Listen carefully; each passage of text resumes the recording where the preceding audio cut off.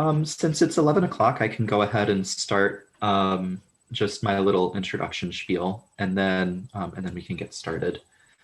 So good morning, everybody. Welcome to the May 2021 Charlottesville Historic Resources Committee virtual meeting. We should now be live on the city's streaming channels. My name is Robert Watkins. I'm city staff, and I'll be making sure that today's meeting runs smoothly on the virtual side of things. Mainly, I just want to say that if you're a member of the public and you're interested in providing public comment, you can do so at the public comment portion of our meeting, which is at the very beginning of the agenda. If you're watching but you're not in the Zoom webinar right now, you can go to the city calendar on the city's webpage and just register for the meeting, or you can call in too. But we'll go over like the policy for our public comment right before that begins. But I just wanted to make that clear. And Phil Varner, who is the HRC's co-vice chair, will be chairing today's meeting because our chair, Rachel Lloyd, isn't able to attend. And I think some more people have logged on, so I can go ahead and pass things over to Mr. Varner. Thank you. Okay. I'd like to call this meeting of the Historic Resources Committee to order. We will start with virtual introductions. Dr. Clay, would you like to start us off? Yeah, William Clay III, present and accounted for. Ms. Duncan? Hi, Sally Duncan. I'm a county resident and present. Ms. O'Brien? I'm Margaret O'Brien. I'm present and active. Hearing. Ms. Slaughter? You're muted. No, yeah. I know. Kay Slaughter of Charlottesville. I'm here. Ms. Smith? Dee Dee Smith, present. Ms. Keller? I'm Genevieve Keller. I'm here. Good morning, everyone. And I'm Phil Varner. I'm a city resident. I'm here though too. Heather Hill, City Council. Oh, I've never actually known whether we introduced the council member or not. Yes. Oh, it's no worries. I'm here. Great. Okay, so with that done, let's move on to the public comment portion of the meeting. Or I'll just briefly summarize the policy really quickly. At the beginning of each meeting, not more than 10 minutes will be allowed for the introduction of any guests and public comments. Speaker may speak for a maximum of 2 minutes and shall begin by identifying their name and address.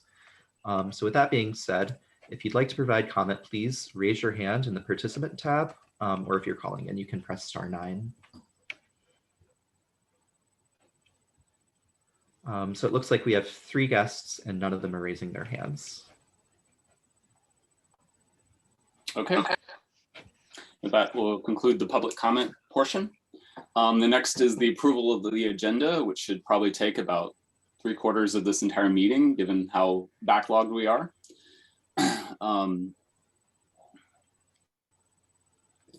So the only things that I saw that weren't on the agenda that we might want to discuss were Dr. Clay and Ms. Smith were going to meet about the walking tour. Do either of you want to say anything about that? We can add that to the agenda, or we can leave it for a future meeting. I'll note that Kay Slaughter is also on our subcommittee. Oh, I'm sorry. No, it's fine. And we do have a short update if you'd like to hear it, if there's time. Sure. If that works, let's put that in right before the planning engagement for Slave Auction Block site item on the agenda. Sounds good. Okay. And you said before? Yes, before. Okay. Were there any other agenda changes that anybody wanted to discuss? Okay, and with that, let's do a voice or visual signal approval of the agenda. I guess we need a motion to approve the agenda. I move to approve the agenda as amended with that addition. Second, Okay, and with that second, let's, with a voice or motion, please indicate yay. Aye. Okay, the agenda is approved. So let's move on to approval of the meeting minutes. We have several to get through since we haven't had quorum in the last few meetings.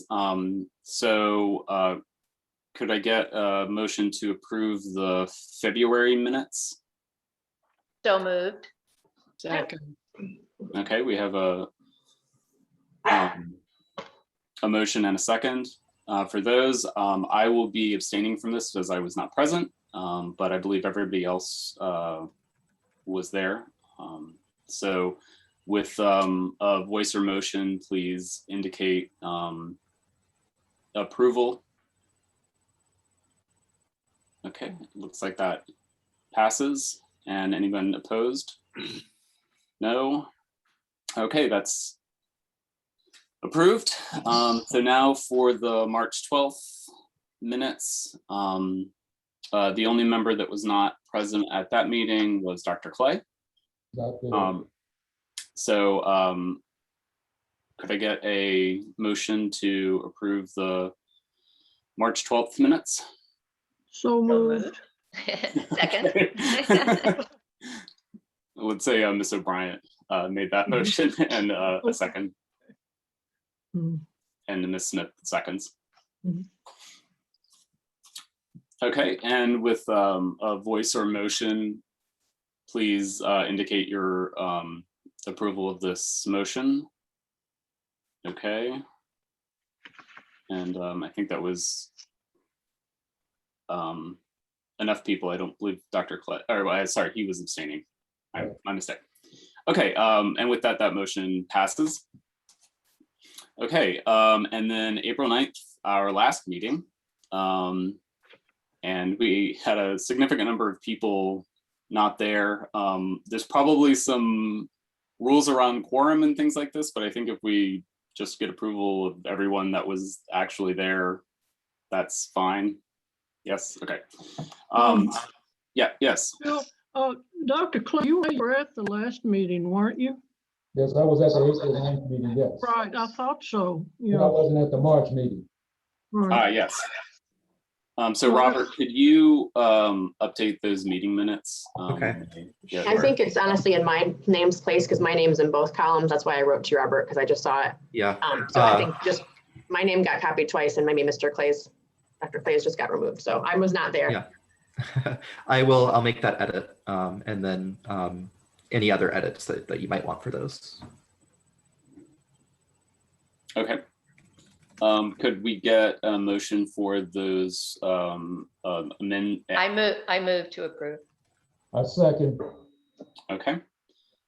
And with that, indicate with voice or a signal that you're in favor of this. And I abstain. And it looks like Ms. Keller, did you also abstain? Oh, did we ever determine if we had a quorum for the meeting? I don't know. There were six people in attendance. Yeah, I think, and a quorum would be 50 plus 1. I think I learned last month. So We moved on with it. But we can still, yeah, we can still approve the minutes, and we should because it was a public meeting. So Are they whether or really not, minutes it's or a are little they bit of a just- funny thing if you don't have a quorum that can approve it, but I've never seen that be an issue before. Yeah, and you Yeah, also, I mean, maybe if we just call it topics that were discussed or something like discussed publicly. yeah, I'm just I not sure call there. them, I was looking at it, trying to figure it out. That's why I didn't vote, because I didn't know what I was voting on. yeah. I mean, I typically call them notes because Yeah, okay. I don't, Maybe, yeah, I don't maybe consider we them could minutes. note that there wasn't a quorum, but that it was publicly noticed and we had this discussion in public. you're down 2 members also. So, There was 6 in attendance and there was 5 absent. Isn't that what I'm reading? Even when we make the adjustments. Oh. Then maybe they are, anyhow. Usually Kay's the stickler. Oh, no, not on minutes. 4, 5, I'm just quibbling about whether they were minutes or whether it's just topics discussed. But it's not a big deal. All right, should we hold that vote on the motion again? Yeah, you can. Yeah, you currently have 10 members. And I see 1, 2, 3, 4, 5, 6, Yeah, 7 of you are there. Yeah, she Okay. was talking. All right, I vote aye. And I move that we publish the meetings, the notes or minutes or whatever you want to call them of the last meeting. Okay, let's do that. And could we get a second for that? I'll Second. second. Okay.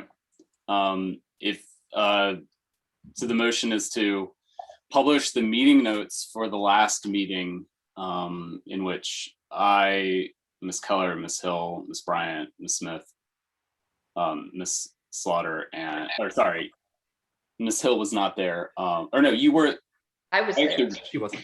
There, but Mr. wasn't Clay there. was I there. wasn't sure how that. Whatever, just it's in the notes. That'll be amended in the notes. And Dr. Clay was there.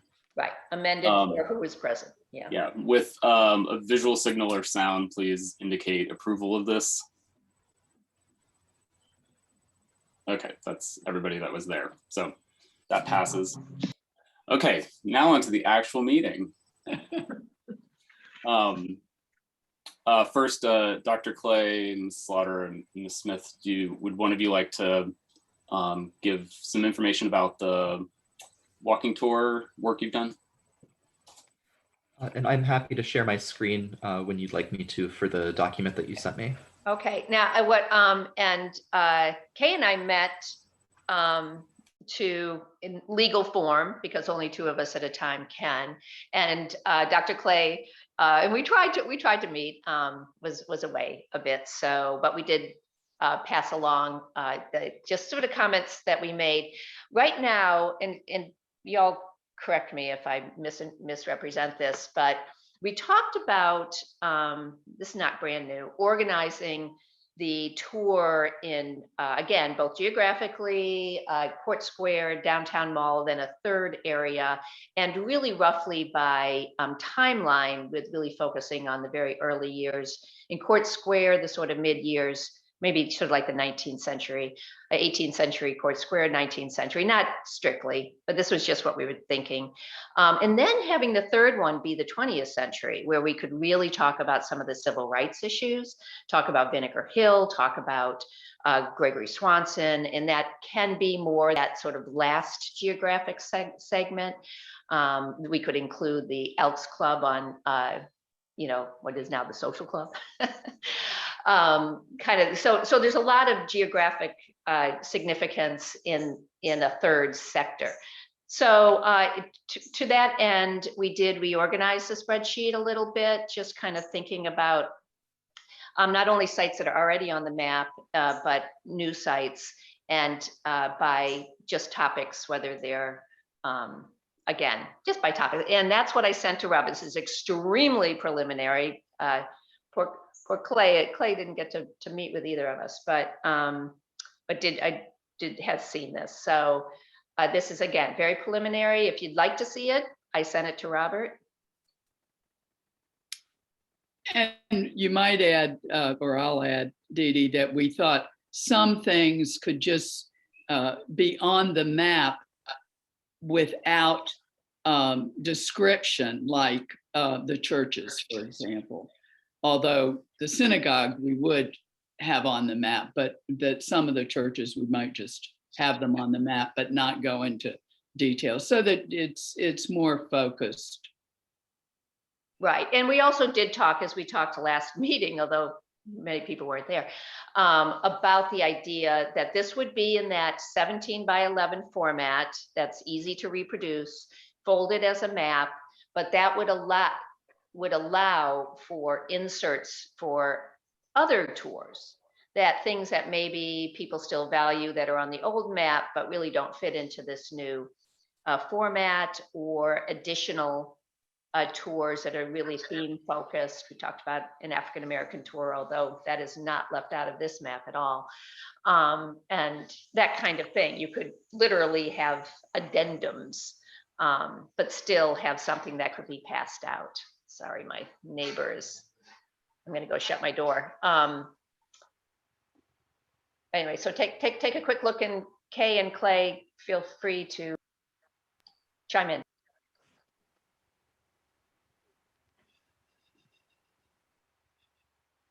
Yeah, I think that basically it's the concept, and what we would do now is kind of work on it a little bit more. So we would love feedback on whether this is a good direction to go versus the old style of it just being one site after another. We also did talk about presenting it more in a narrative that includes sites that could be in the narrative, you know, if you're really sort of pointing to something.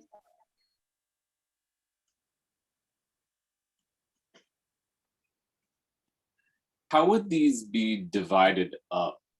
But would this would all 53 wouldn't be on a single map, right? No. We did. First of all, you really have to pick and choose. Yeah. Okay. And really, and sometimes not really talk about a specific. I'm sorry, what was that? What did I miss? I think there's feedback. Oh, okay. So in terms of divided up, if you think about it, a 17 by 11, it's feedback, it's me I'm hearing. It's 11 by 17 format with, which is basically 4 8.5 by 11 sheets of paper. Think about it that way. So you have one panel is your introduction, your map, your hello, your cover. And then the other 3 are these 3 geographic areas and time areas and theme areas that we talked about.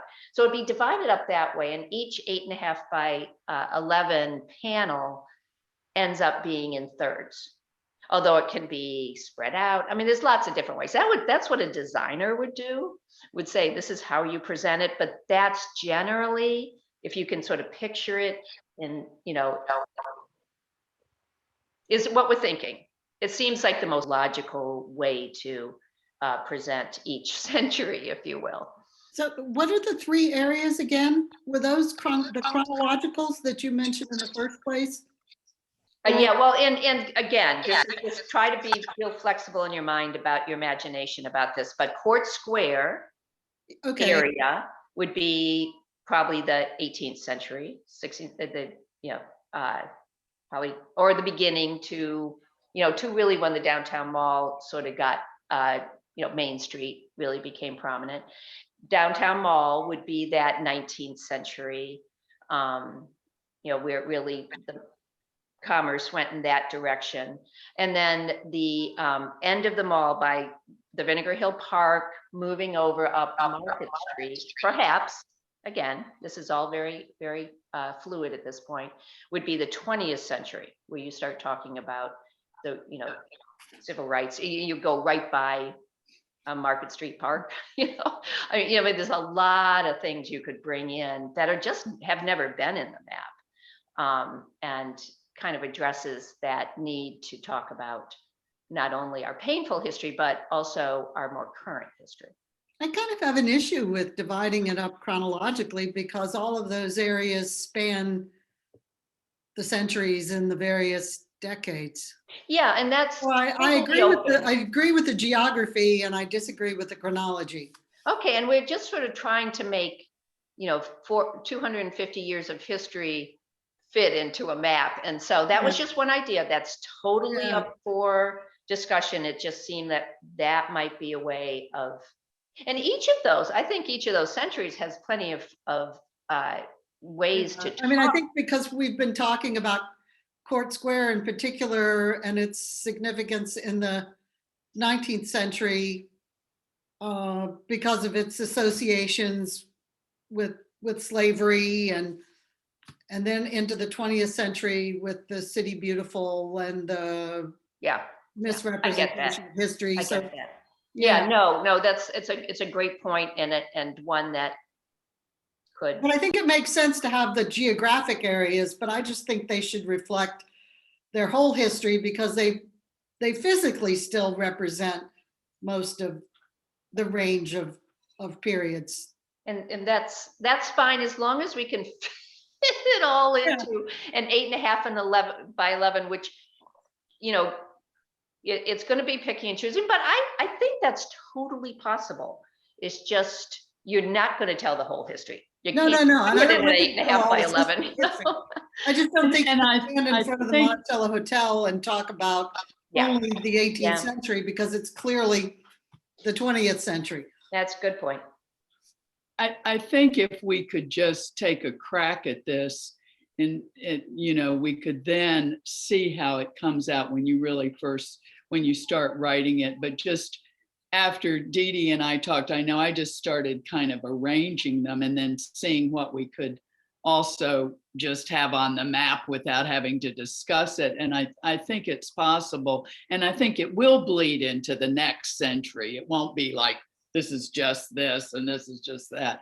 But I think if we could at least try the narrative, then we could see where we get and where it doesn't work.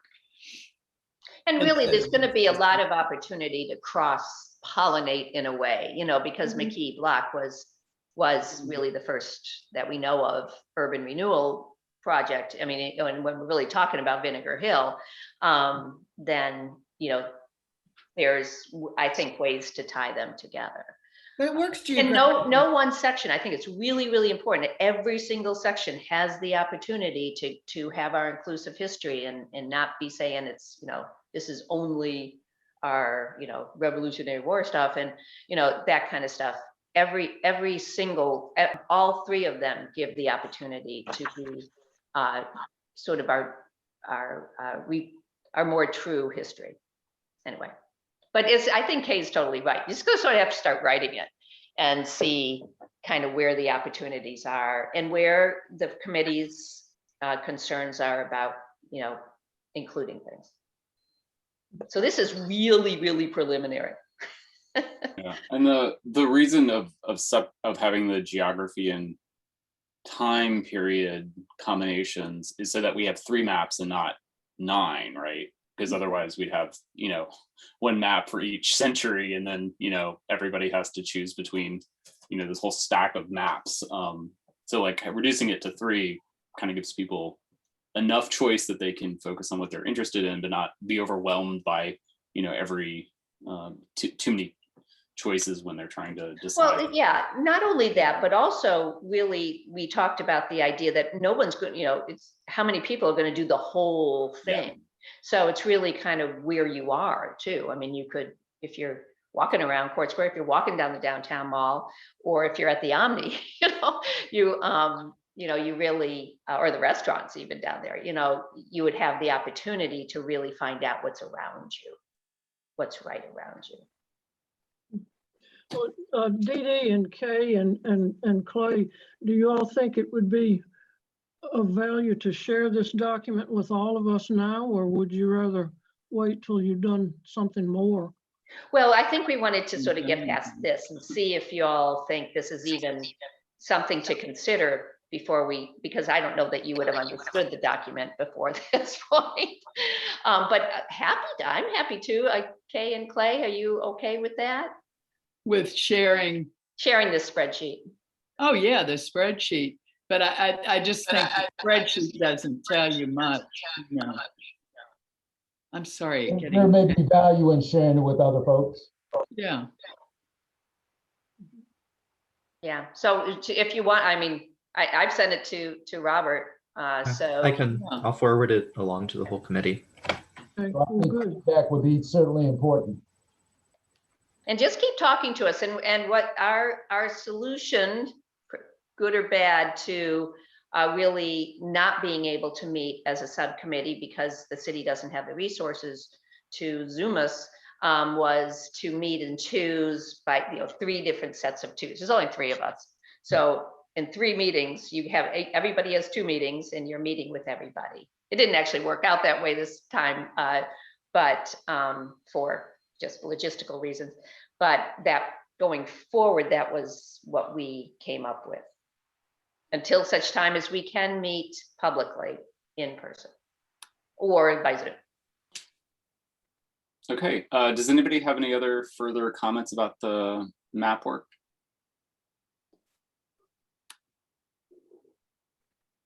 Okay, and I guess with that, we will move on to item number 5 now on the agenda. Planning engagement for Slave Auction Block site. And I assume that Jelaine, you are going to take the lead on this item. Oh, you're muted, You're Jelaine. muted, Jelaine. Yeah. So on May 5, Robert and I met with a group of 9 descendants. Diane Brown Towns, who some of you know, Joan Burton, Datisa Gathers, Myra Anderson, Calvin Jefferson, who are all from right here and live in the area. And we've all met at various events and just living around town. And then Sakina Nazir, Rita McCall, and Bertha French, and Vicki McGill. So we had people from upstate New York and Toronto, and just kind of, there was a spread of people, and 9 of them. So it was a nice conversation. I told them that the only agenda that we had, so to speak, was to listen to them. You know, we kind of wanted to hear from them to get their advice on, you know, how to best do outreach. What we heard is, you know, as we'd heard before, that people really want there to be multiple times to have these engagements. That some of them, you know, need to be, you know, in the evenings after work hours, you know, some can be during the day, but to have kind of staggered, to have several of them, you know, so it's not just kind of one time or, you know, or always, you know, during work hours or always in the evening, but to have it, you know, different opportunities. And with lots of lead time notice. And to also to be patient in the process, we were advised, meaning don't feel pressure, you know, to make a quick decision before hearing from people. And I think we're on board with that for sure, you know. And that, you know, they want to kind of reach out and bring more people in, and the process is important, you know, that the process itself is as important as what any eventual memorial might look like, you know. Let's see what else here. I'm reading from my notes here from that meeting. Robert, feel free to chime in here if you think of things. I have a quick question, Jelaine. Yeah. What were the thoughts around what, if anything, might be done in a more, you know, interim basis? Obviously, that's where we're getting feedback from other members of the public. And I just think that it's just helpful just for us to have kind of just a perspective, because I certainly appreciate the desire that everyone needs to be patient with this process and let it follow through. But were there thoughts on that? Was there a feeling from this group that there needed to be something done in the interim basis, shorter term? I'm just curious. What they told me, oh, go ahead, Robert. We didn't get a very clear answer on yes or no. They want or they didn't want virtual engagement. I think it came up a couple of times and they were open to it, but really the gathering that we were talking about and the engagement that we were talking about, we were envisioning maybe something outdoors at Washington Park. And of course that would have to wait until things are a little safer and we can meet according to CDC guidelines. I do know that we kind of talked about having another similar virtual meeting, kind of this informal engagement planning meeting about a month from now, hopefully before next month's HRC meeting. Yeah. And that we could touch base and we can more explicitly ask that question. But we didn't get a really strong sense about virtual engagement. I'm more just asking, like, if when we think about this site, is there something that this group might want to see done in a shorter term basis at the site while we go through this longer term process? And I'm just asking because obviously we have heard from some facets of the community that would like to see something done sooner versus later, knowing that a more permanent thing is going to be a longer road. And that was really the basis of my question. No, I don't think that we got that sense that they were anxious to put up something temporary. Yeah, that's fine. It's really helpful to have that clear Mhm. kind of statement that we can make to the members of the public who we continue to hear from. That's all. So I think that was very clear. So great. Yeah, Great. right. Thank you. Yeah, the thing I kept hearing was, don't feel pressured to move too fast and to be listening to people and to be kind of drawing in people into the process. I did not hear from them, and yeah, get something up there right away, that needs to be in place. Now, as we expand, we're hoping to have another meeting here. Yeah, before our next HRC monthly meeting, we want to have another meeting with descendants, and and I might try to see if I can schedule two, one that, is during the day and another that's at evening, to kind of give, kind of ample opportunities. Who knows, as more people come into the process, maybe, they might express a different opinion, but so far, that's not what we heard, yeah, so just, there were, let's see, through my notes here. Yeah, what was surprising for me, it shouldn't have been, I guess, but it's just how far flung folks are, you know what I mean?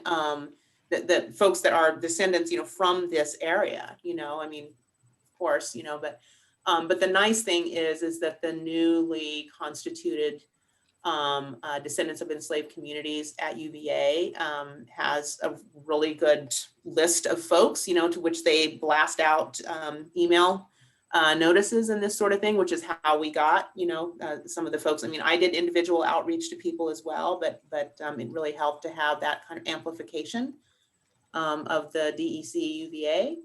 And so it's nice. And I remember, like, as we were doing this before a year ago, that kind of like getting in touch with people was, was kind of challenging. But now that there's a little bit more formalized organization. I mean, it's actually an official 501c3 and, and this sort of thing. And they have a, kind of a network that's established and a leadership, cadre, team that's, in things.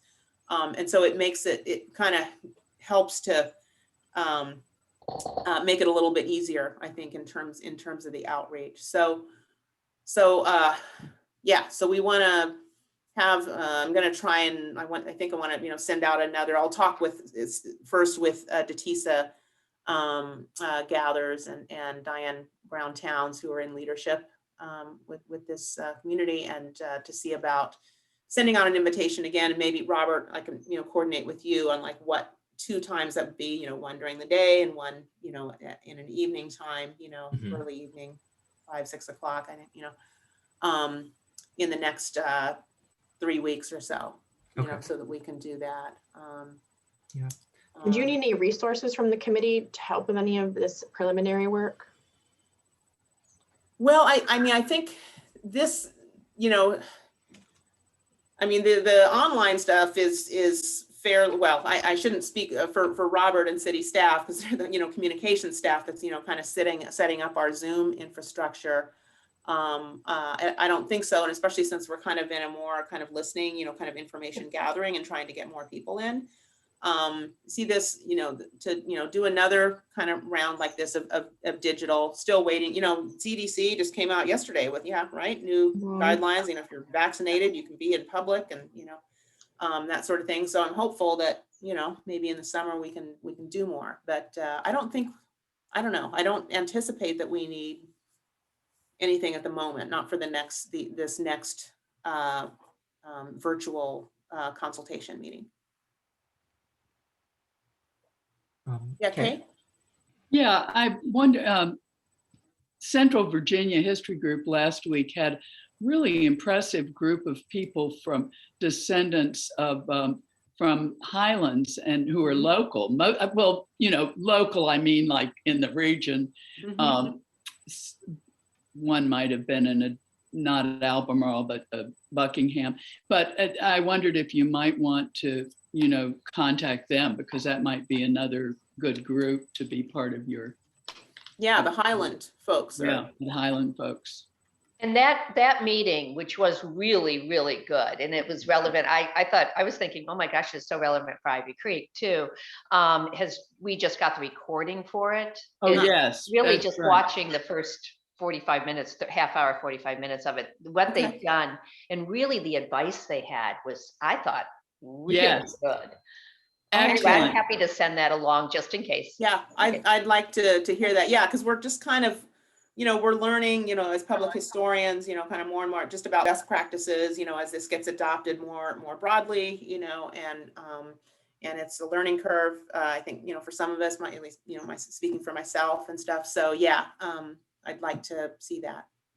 Yeah, and it was really all the advice was also from the descendants themselves. Yes. And what worked and what their roadblocks were. It was really, Okay. Yeah. Good. Yeah, fortunately, there's been, some really important work done by Shelley Murphy, the genealogist, in tracking down people, and, so they kind of steadily build the kind of the database, of names and folks, of descendants and stuff. So there's, a lot of people who've been doing a lot of work, so glad for that.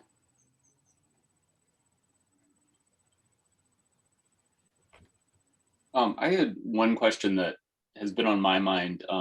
Dee Dee actually asked this at the last meeting, and that was around sort of, I feel like prioritization is the wrong word, but who to listen to and who to listen to the most, because we have this, huge spectrum, like, everyone from like Myra Anderson, who's, amazing and a descendant and engaged, to like me. And, it's this huge spectrum of voices in this conversation. Mm-hmm. And how do we, sort of determine who we should listen to the most in them? Mm-hmm.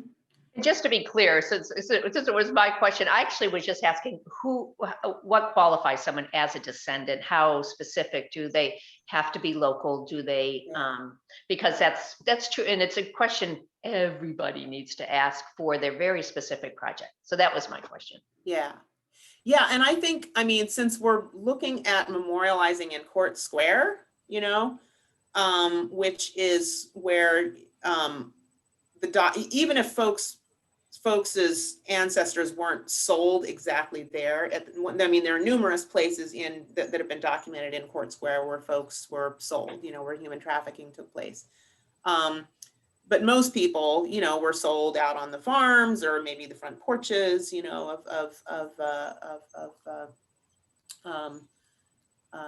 they're enslavers, but in any case, if it was in the county, the paperwork would have gone through there. You know what I mean? Because it was, this is considered a transaction of property, that sort of thing. So it seems to me that prioritizing those who can trace their ancestry to Albemarle County, especially, since this is the courthouse and it's the county courthouse, seems that should be a priority, and there's all sorts, one of the things, I love talking to Calvin Jefferson about this. He was, in attendance there, it's just the tangled roots, so many of these families that intermarried, and one was on this plantation, one was over here, and, and this sort of thing. So it's not like this, kind of, straight lines of descent, or that sort of thing. But I think if we can kind of have maybe the center of gravity, kind of be, for folks that are descended from the Albemarle County enslaved folks, that would, I think, be good, And I think it's also, we heard from one of the descendants who joined the call. I don't actually remember who specifically said this, but she didn't know what the slave auction block site was. And she said that it was important as we plan this engagement and as we conduct this engagement to really explain what was there, kind of exactly what we're memorializing.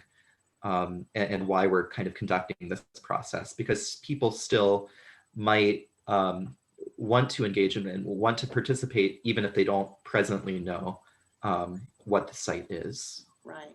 Yeah, and that was a good reminder from me. I think I get so used to being in a little local history bubble here, where everybody knows what's happening, or the descendants that I usually talk with, Myra, Detisa, Diane, and others. It's like we're all up to speed on this, but there are folks, these descendants who are descended from Albemarle County enslaved folks, who are far flung, and weren't as, up to speed on this. So yeah, so that was a reminder to me that it's like, okay, I need to kind of slow down and make sure that we're all on the same page about, what's even happening here, so I'll be sure to do that, you know, in meetings ahead to kind of give a recap about, you know, where we are and what we want to do. But the folks who were coming in, and this was kind of the first time participating in this conversation, were really glad to hear, you know, that something was in the works, you know, something they'd been unaware of this. And so anyway, so it was good. It was, you know,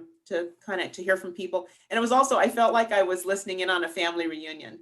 There were, you know, people just kind of, it's like, oh, you're just from such and so, oh, we're third cousins, or, you know, and this, it was kind of nice, you know, to have a space there, you know, even if it was virtual, you know, for that kind of sharing. And I can only imagine that having an actual physical space, you know, with some sort of memorial, you know, will really be, you know, could be really, really good for that too, you know. Especially as we think about, you know, kind of going forward with, you know, we don't know what our literal physical landscape is going to be looking like, you know, or it will be certainly different, you know, in a short while here. And so to think about, you know, bringing people into a process, you know, to think about what that might look like, and prioritizing folks whose history was very formative, you know, in this county. You know, this is over half the population here. You know, this is a very, and just have you know, been just effaced, you know, from the landscape. So it was just really exciting, you know, and they were also, you know, glad to have this conversation, and just really encouraged it to be inclusive and to mind the process and to branch out.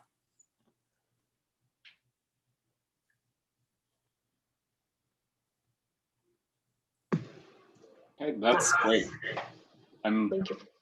Yeah, that sounds great. I'm glad that we're getting this this confirmation of the approach that we've been taking. And I'm glad that I'm particularly glad that the people who are engaging in the process are getting meaning out of the process itself by, you know, just you're describing how they were, you know, finding out the cousin relationships and everything. I think that's like that excites me a lot. So that's great. Are there any other comments about the planning so far? If not, Robert. I was just to summarize. So moving forward, I think Jelaine and I and Jenny will coordinate planning the next round of meetings before next month, potentially two, and we will kind of get firmer answers, hopefully, on maybe virtual engagement, maybe not, and then what engagement will look like once it's in person. So that's what we'll work on moving forward. And I just want to, at this point, apologize. I'm going to go into listening mode because it's a virtual day for my kids, and so I actually need to do a transition. But I'm going to log in on my phone and listen. So I apologize that you're not going to see me while I'm doing that. But I will continue to listen, and I will talk if I need to. Thank you. Thanks. Okay. I'd originally planned on taking a short break around this time because I for one have a hard time paying attention to anything for 2 hours. But we only have a couple of agenda items left, so I think we should just go through those now. Okay. Okay, staff updates. I'll turn this over to Jeff and Robert then. Sure. So for Daughters of Zion, I know that Dee Dee has a letter she'd like to read, but just to update you all, we had delivered a few months ago the new updated Daughters of Zion historic marker, and we contacted Edwina St. Rose, who represents the group that takes care of the cemetery, and she is planning in a virtual unveiling on May the 30th for the new sign. I think it's either been installed or it's going to be installed by Parks, and it's covered up, and then there will be some sort of an unveiling on May the 30th. And Dee Dee, I know that you have a letter. And you're muted. My bad. Thank you. And it has been installed, and it was covered, and somebody uncovered it. Now, it was not the preservers, but you know, that was kind of expected. And I know there's sort of a continued planning around the virtual event, and we'll keep you all posted. It was very important to the preservers that the Historic Resources Committee be invited to the virtual event. And so therefore, for that said, let me read a letter to the Historic Resources Committee.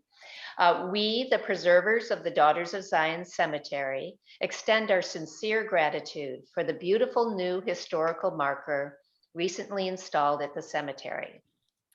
We very much appreciate the Historic Resource Committee helping us to tell the story of Charlottesville's historic African American cemetery. Out of an abundance of caution during the pandemic, we have decided not to have a public event to observe Decoration Day this year. That's May 30th. But we will be acknowledging the new marker on our Facebook page during our virtual presentation on Sunday, May 30th. And there is a link. I will put the link in the chat. Best, the preservers of the Daughters of Zion Cemetery. And I will send you all this letter as well. Hey, Dee Dee, can you just, what Edwina, because I spoke with her and she referred to that day. What's the origin of that day and I was asking her that, and she was going to send me something about the history. I've heard it and now I can't reproduce it, but she does actually have a lovely newspaper article from, I'm not going to think of the year, a long time ago, that cites the first observation of Decoration Day in Charlottesville. It's not the first observation period. It is a day, but it is to commemorate your ancestors. And there was an annual traditional laying of flowers over the Memorial Day weekend, which of course is when people would be traveling. And but sorry, I wish I should have been better prepared. Well, I told my wife, I said, you realize we've lived in Charlottesville now almost 30 years, longer than anywhere we've ever lived. But there are, phrases and terms and events, which, I just went, okay, I guess that's what it is. But I never really, and this is one of them. I need to start asking, well, what does that mean? So thank you. That's helpful.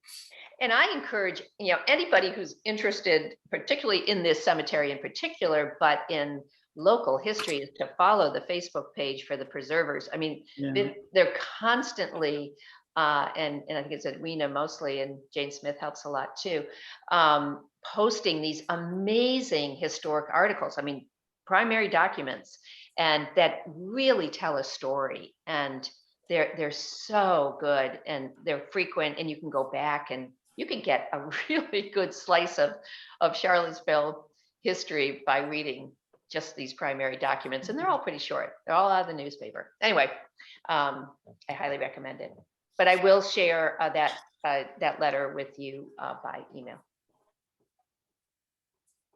Thank you so much, Dee Dee. Now would also be a good time to ask them what we can do next to support them. Yeah, you asked.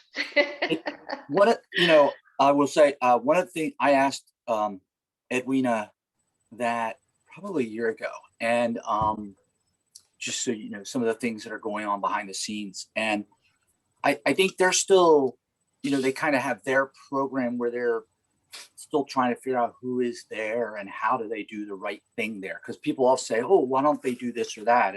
And they've been, well, we just still don't know everyone that has a connection there. She said, but can you do anything about the southern end of Oakwood, which was the colored section, as it was called? There's a lot of unmarked graves down there. There are, it's a particularly low spot, so it gets kind of mushy when it rains. And Brett Gastinger, I know some of you know, with Nelson Bird Woltz, and actually he has just left and he's now working with someone else starting their own firm. But I know Nelson Bird Woltz had met with Edwina, and I think there was something in the works about helping them out with some things, some free architectural and landscape architecture assistance. So it's kind of neat to see what's going on. But just there's a gentleman that's on the BAR now, Robert Edwards, and he is from Harlem. Robert and I sat last night and chatted with him. Really fascinating background, and he's done some amazing writing.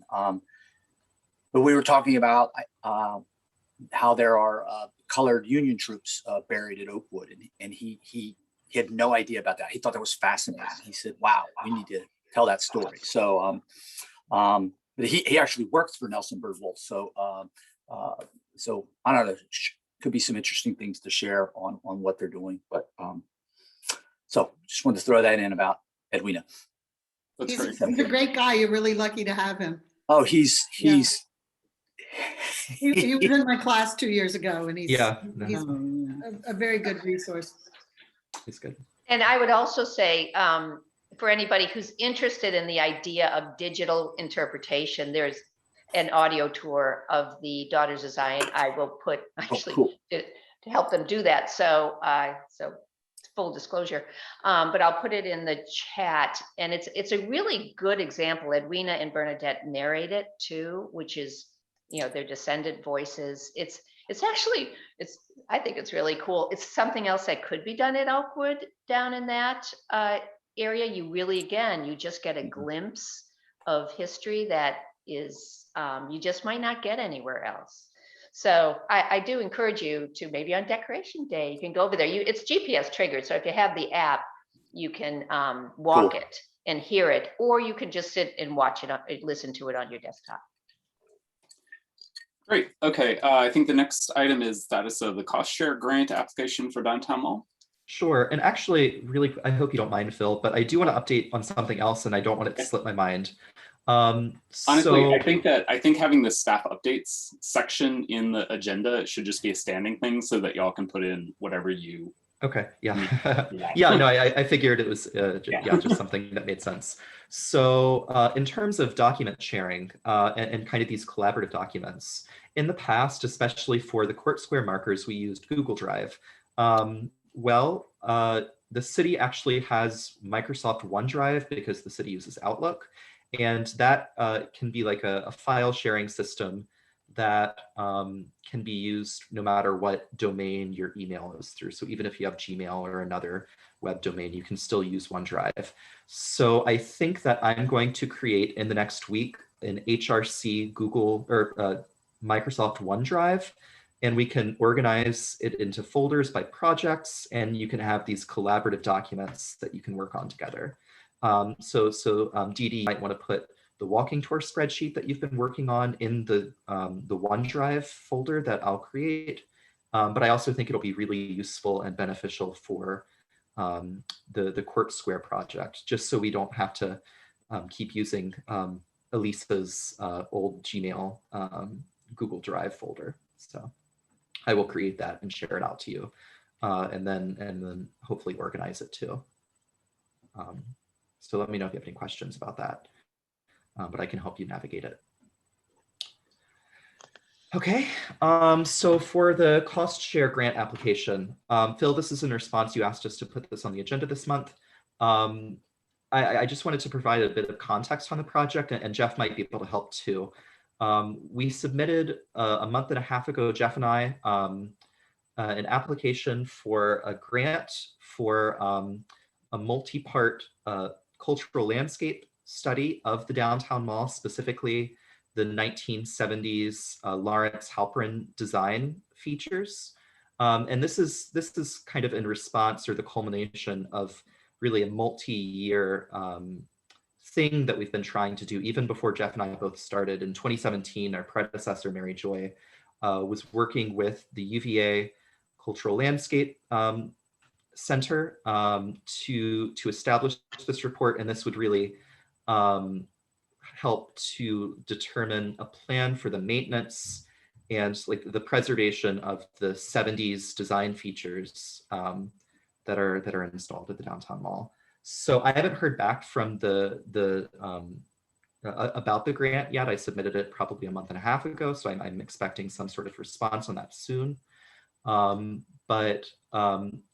It's really kind of this culmination of a multi-year thing that we've been working on. Jeff, I don't know if you have anything to add about that, but yeah, I just sent you all, and Robert had asked me earlier this morning, put together kind of a summary of the history, I think as briefly as I can, and I just circulated that. It was, like Robert said, it was something I kind of walked into and I thought it was further along than it was. So it sort of went back and forth. And, I know I've spoken with most of you about it a couple years ago, but we had worked towards, I thought it would be helpful. I knew Parks and Rec had a big chunk of money for the mall. And if we kind of merge the two, maybe we could get a consultant team that would put together something more robust for the mall. Because that was one of the concerns, is that just my coming into this job is recognizing that the mall sort of attention to it is sporadic. It's sort of when something's needed or when something needs to be done, and so maybe a plan that would recognize and take care of all the history stuff that was being discussed in that cultural landscape draft study, and then create a longer term, more robust sort of item by item maintenance plan. But that just kind of unraveled with COVID and some changes in Parks and Rec. And so working towards getting that out as one thing, it's now been pulled apart into two separate things again. So the goal, we hope, is that working with the folks at DHR and the grant that we requested. So there are the two types of grants, one where they give us money to hire a consultant to do things, and that's what we've done with the historic surveys.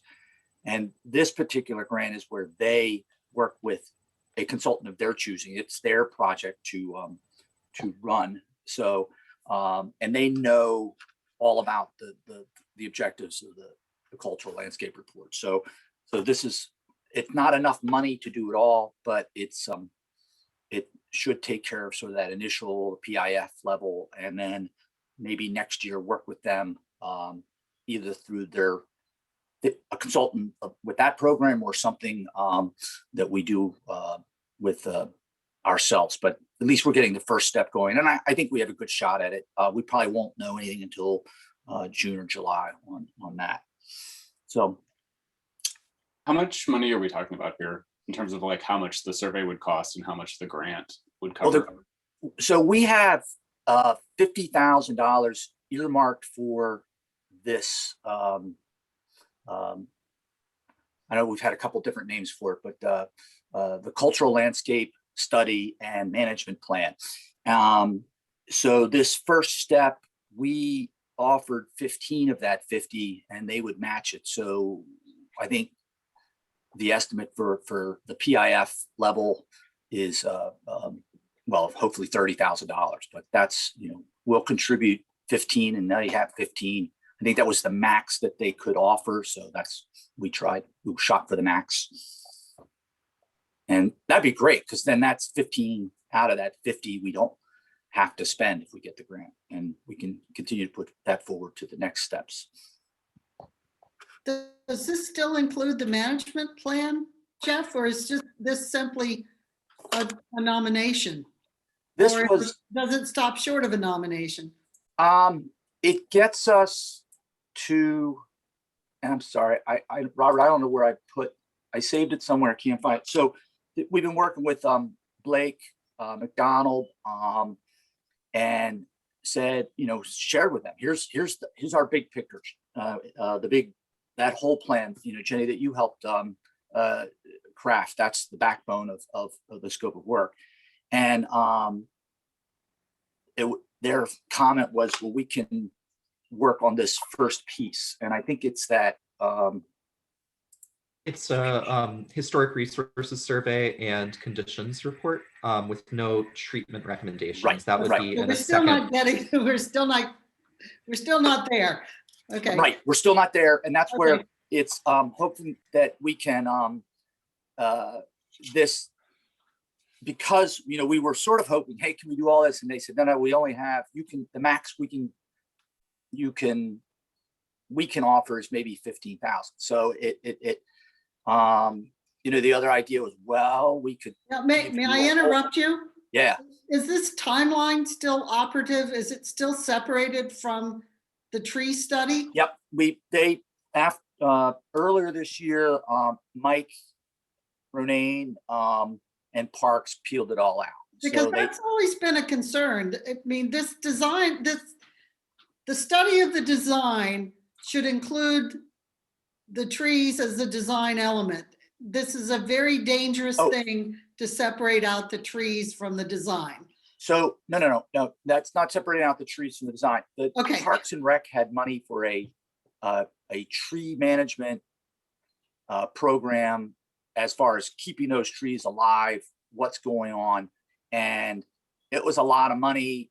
And as I said, it was a way to maybe by having, I think they had 100,000. So it was sort of like, all right, for $150,000, can we get something, you know, that takes care of this cultural landscape part and then takes that management piece and really stretches it out into time and into, I mean, we were talking about things like the not just the bricks and the trees, but the infrastructure below it.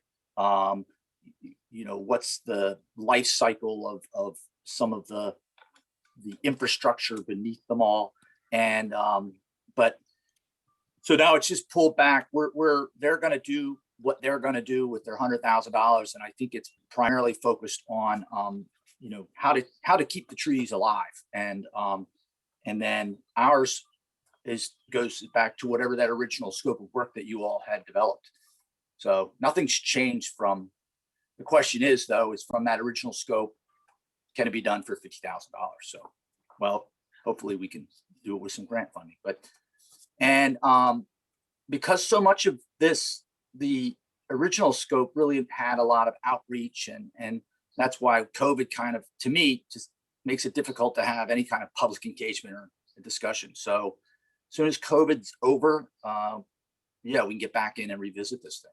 But no, the scope hasn't changed, Jenny, from what you all submitted back in, I think, 2017. Okay, does staff have any other updates to include? Yeah, I wanted to offer two things. Robert, can you access that, the videos? I wanted to share that. I thought, so I've been asked to speak the library, a woman that works at the library putting together programs, and asked that I, Ben Ford, and Tom Chapman, and this will be on June 22nd, wanted us to speak about the Penn Park Cemetery. And I'm trying to find, and so I have a friend of mine has a drone. And I thought, I said, I asked, we went out the other day, we're just,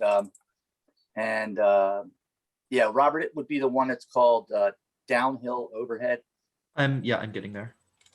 And so we went out, and it turned out to be a little windier, a little more difficult, but I laid out using some old drawings from the office, tried to lay out roughly where we had identified burials, and then kind of look at it overhead and not, you know, in a static image. But I said, you know, wanted to kind of capture that inside outside of the Gilmer Craven, and you couldn't get to Hotop because of the trees, but to really show that inside outside relationship. And the you know, the images are really, I don't know, I was curious what you all thought, but I'm going to incorporate this into that.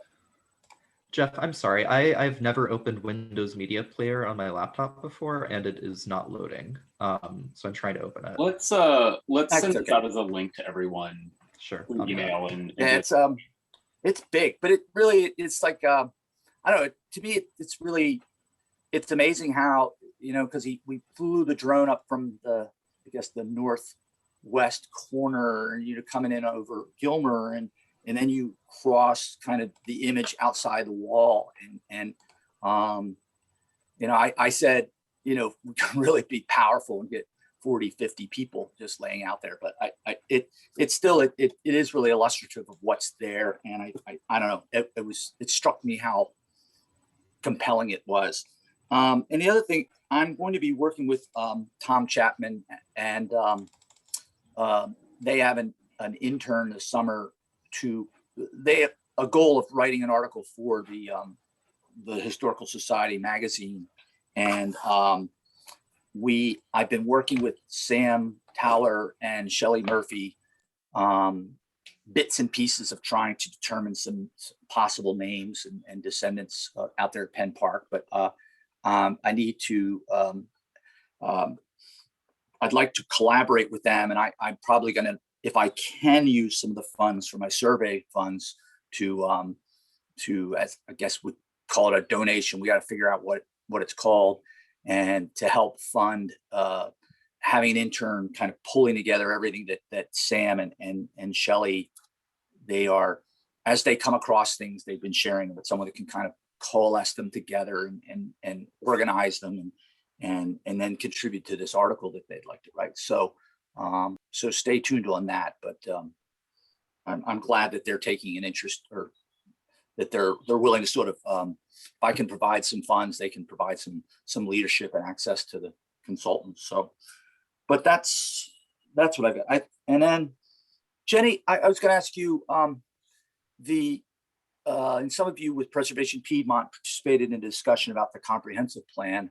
You know, I'll say this: I've been somewhat candid in meetings among staff, and maybe a little more candid than I should be as a good city employee. But I'm concerned that the comprehensive plan, as drafted, we used to have a historic preservation and design chapter, and that's been incorporated into a single land use chapter.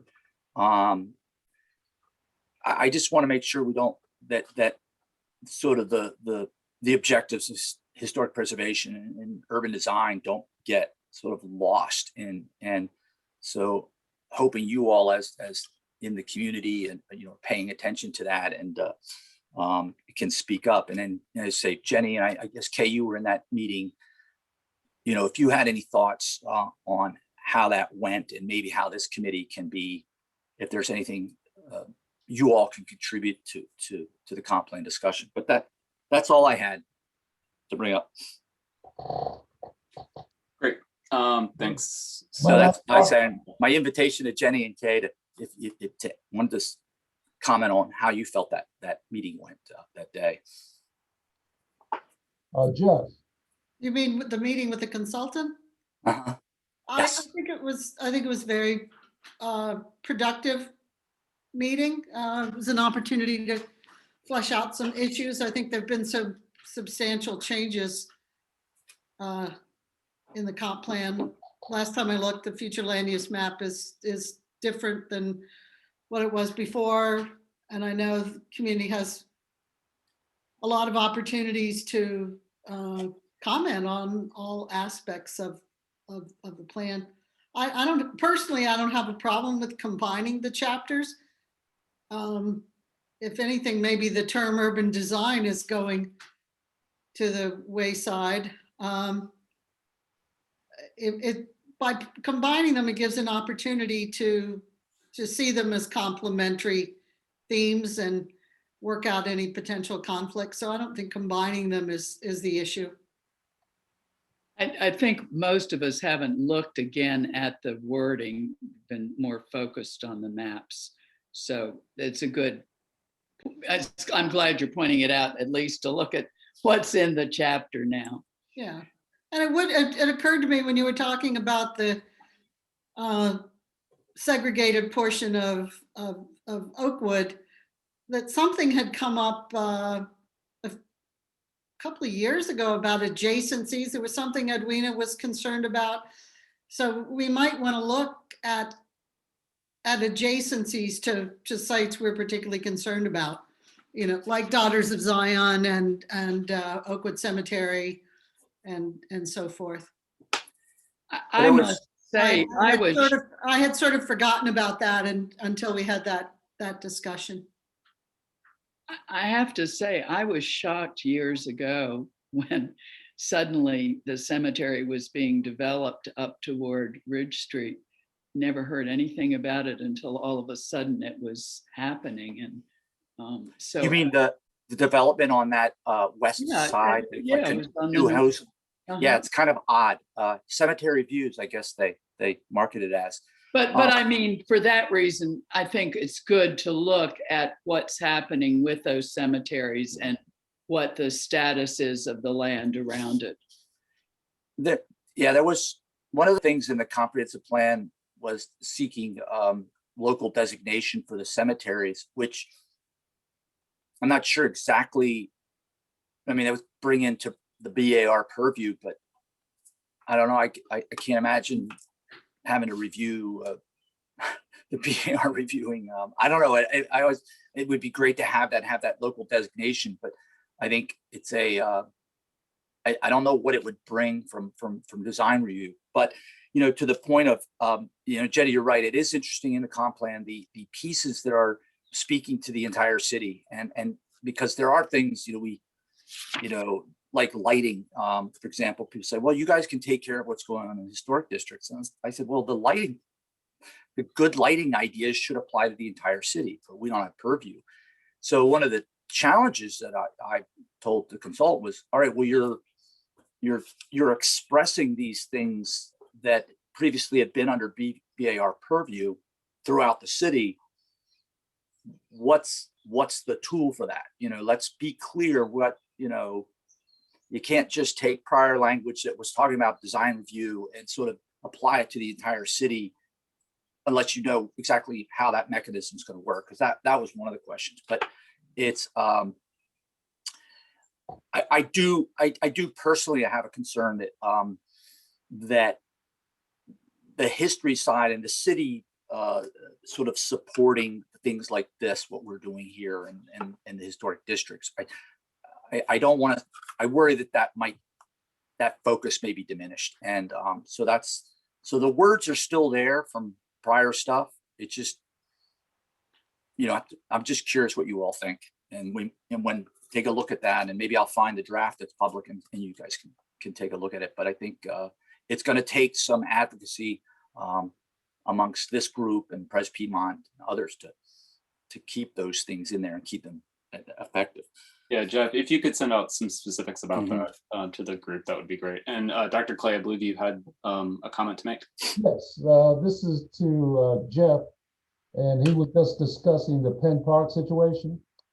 Last week at the CVHR meeting, it was entitled Enslaved Community at the Highlands. And part of the discussion focused on surnames. And some of the surnames that popped up were the Gilmores. And that name was being talked about in that context. And someone asked, well, is there a connection between the Gilmores at Penn Park and the folks that are in the Highlands? So I thought I'd just throw that out this afternoon. I don't know if he's aware of that connection or that link there, if there is a link. It's yes, it's one of those yes and no's. The Gilmer, Dr. Gilmer had many kids and several of them stayed here. So there's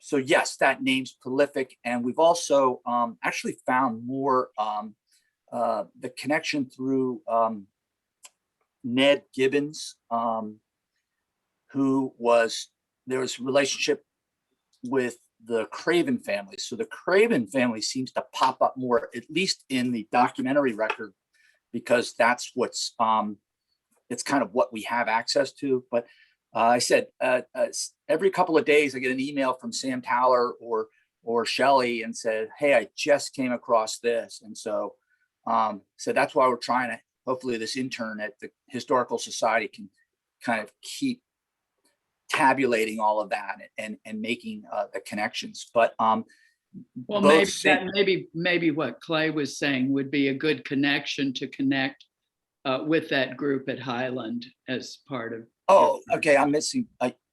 So that's where Sam and Shelley have been in their notes. Like I'm going to reach out to this group. So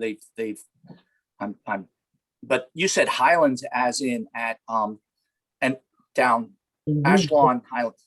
Yes. Yeah, and so there's a Gilmer, I can't remember the name, I think George C. Gilmer, who was Dr. Gilmer's son, lived over in that area in the eastern part of the county. And so it's possible there's a connection back to the Penn Park. We can assume there is, but there's that's what they're helping us do. But yes, thank you. Well, that was open for discussion last week at the CVHR meeting, and we weren't clear about that, and so I'm just sharing that information with you. Okay, thanks. Sorry, you're No it's like you're kind of muffled. I can't hear, but we're on it. All right, great. Okay, is there anything else anybody wanted to bring up with that, or we'll move on to the agenda for the next meeting? Okay, so for the next meeting, Robert, do you have any preliminary information? I will say that back in March, we determined a month-by-month schedule, and we scheduled next month to talk about Vinegar Hill. I'm not sure if the committee's had a chance to really work on that, or the subcommittee, I mean. So we can still kind of reserve out a chunk of time next month to get started talking about Vinegar Hill. But also, we're working on a bunch of other projects, and I think we're making progress on some other stuff right now. So really, whatever you as a committee, however you want to allocate your time. Okay, so maybe we should do another descendant segment and maybe make it shorter, since that'll probably be, as it's actually progressing now, that'll probably be a monthly item. That sounds good. So let's do that. Robert, Jelane's nodding. So, since the map work is progressing too, maybe we'll have a monthly segment on that also, and we can just have short segments as that progresses. And if there isn't any work that needs to be presented on Vinegar Hill, we could possibly remove that entirely. Or I guess it's Vinegar Hill Park specifically, right, Robert? Right, yeah. Yeah, I can send an email to the people involved, and then maybe they can just communicate to me over email once they get a sense of what the next month looks like, if there will be something to kind of present and work on. And then I can, yeah. I'd also like to put it to the group as to if we want to have a discussion in the next meeting, if the group as a whole wants to make a statement about the disposition of the statues as that moves forward. So I was going to say that meeting, wait a minute, I lost you guys. So I think the council meeting is going to be June the 7th. Right. For that. That's correct. So that might, the HRC meeting might be after that, but. Well, but then there's going to be a month-long period after that in which the disposition of them is going to be decided. Sure. So I'm more asking, does anybody in the committee have an opinion on whether we should discuss that and possibly make a statement back to council on it, or no opinion? I mean, I would be in favor. Sense no, but because we're all sort of connected in other ways, but I don't know, it might be useful to like say something supporting the BRC's recent letter.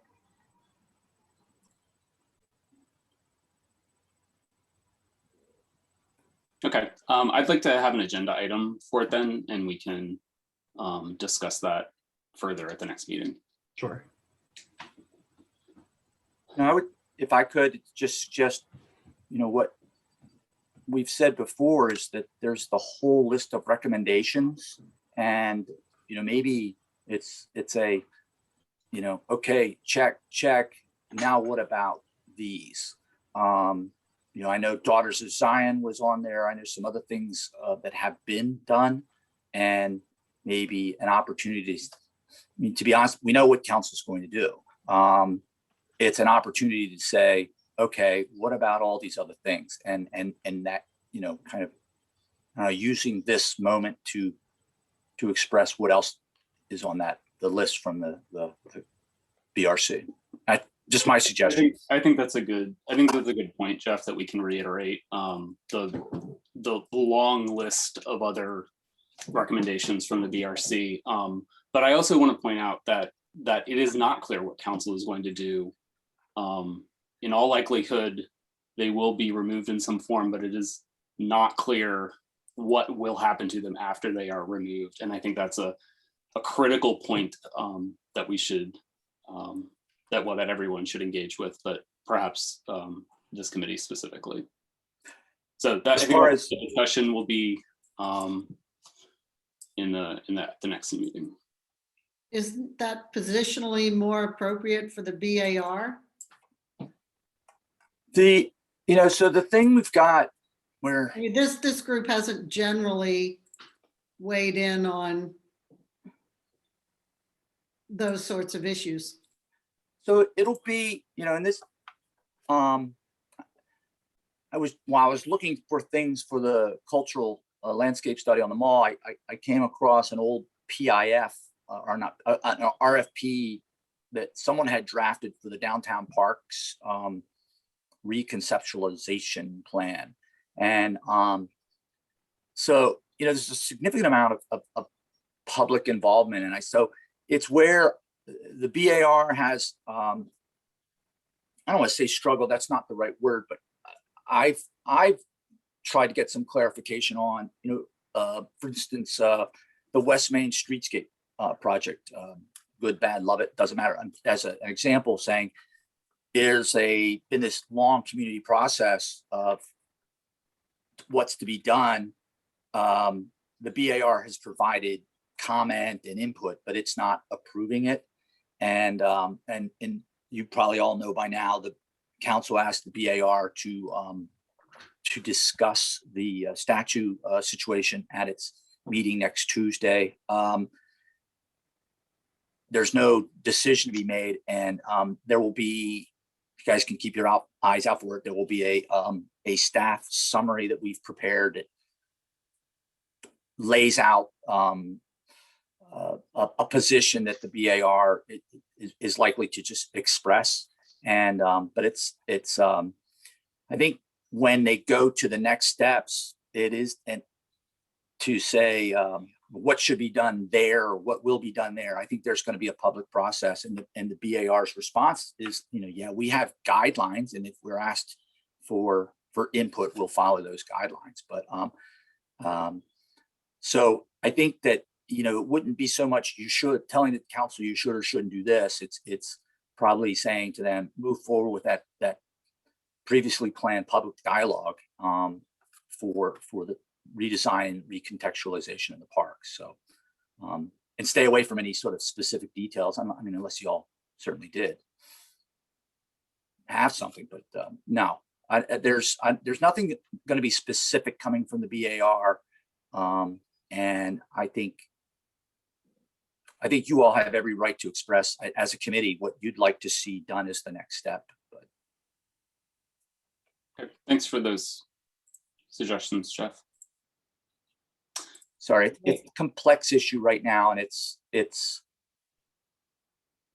well, hopefully you all can take a look at what the BAR is going to use as we're calling sort of the framework for their discussion. But I think if any folks out there think the BAR is going to come down and say,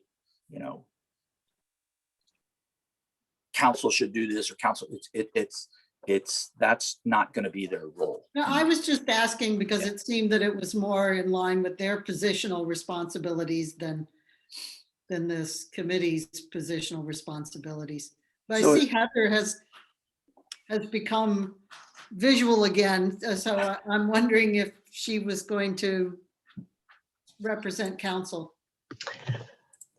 All I can say is right now, the process by which the BAR is going to consider this, and the steps that we'll follow are just procedures that we must follow. There's just a lot of focus on process right now, given where we've been over the last few years. And so I ultimately agree this is going to be council's decision. And I'm not sure I mean, it's up to this committee how they want to weigh in on those steps, but the timeline, as Robert suggested, is, there'll be a public hearing on the 7th, and then there is a second 30-day period after that. And then I think from there, it's to be determined at this point. It seems to me that we had a representative from this committee on the Blue Ribbon Commission, and that was council's intention for how the committee would participate in this process. So to me, unless council asked us to weigh in, it's kind of an extra step. Yes and no. It's the charge to you all is, in that, we've in the past, we've encouraged council, or you all have encouraged council to, adopt certain things to approve historic districts, or funding for surveys. So you provided that input unsolicited. And, to be clear, the BAR's purview on this one is not as a what's called a certificate of appropriateness when the BAR reviews an application or submittal. This is under the provision of the code section that identifies the BAR as an advisory body to city council and other city agencies. So this is providing only some input and perspective, but it's not providing a formal decision in any way.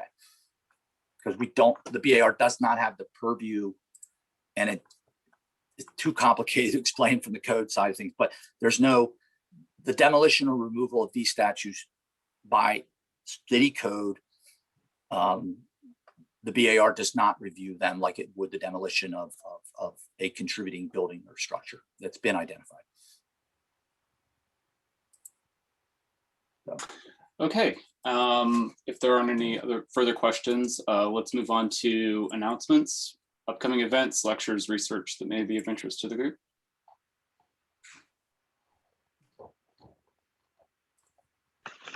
And hearing none, do I have to make a motion to adjourn the meeting? One of us can move to adjourn. Yeah, can somebody move to adjourn? Move to Move to adjourn. adjourn. Thank you all very much. Thanks. Thank you all.